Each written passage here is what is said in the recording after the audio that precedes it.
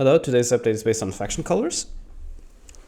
So, in the previous video, I said that I wanted to add more factions. But one of the things that was missing is the ability to change colors easily on models, meshes, models, flags, and so on and so forth, right? And I can do that now very easily. So this is the global scene. I don't think I've talked a little bit about it, but you can think of it like the global state of the game, where I store things like data and network state and so on and so forth, right? But yeah, so here are the data for the factions. This is this panel on the right side. It's very easy and straightforward to add a faction. You don't really need to leave this panel, and then that's it. You have a new faction ready to go, essentially. I'm sure it will grow over time with like AI definitions and so on and so forth. But for now, it is very simple and very straightforward, and I kind of like it. Now, what was I talking about? I wanted to change the color of the red faction to something else, right? Let's pick something like a yellow color. So I change it to yellow, click save. I go to my prefab army test scene, and I switch it to that, and there you go, we have yellow, right? As you can see, the color changes both on the flag and on the model. So if I go here and I change it back to red, save it, go back here, do this again, and there you go, now it's red. Yeah, so how do I achieve this effect? Let me just show you. So both the flag and the model have a similar material and a shader, and a custom shader that I can show you here. So this is the material for it. It's called Colored Mesh Shader. And all it does is it receives a texture and a mask. The texture itself, let me just show you Blender, is the UV mapped mesh, right? So this is the texture for the model, right? And what the mask allows you to do, it just tells you which parts of the model is to be replaced by the faction color, right? So since I've painted these two colors, or these two squares, if you will, with this value between 0 and 1, it means that like this shader will try to replace those colors with a faction color. So that's what this mix here does.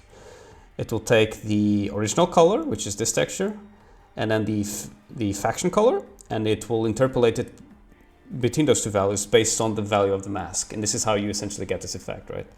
So if I just change this faction color here, you can see that like the color on the lower model is changing, right? If I go to the flag itself, I go to editables, children, color, geometry, shader parameters. As you can see, the color of the flag changes at will without any troubles, right? So this essentially allows me to take an already existing faction, can think of it like almost like a culture.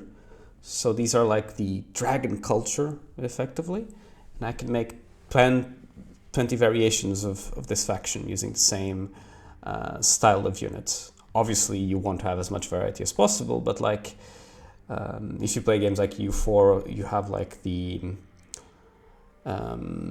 Chinese culture or Japanese unit models, Korean unit models, right? This is kind of like a way to give cultures a unique identity, right? And you just switch the colors very easily.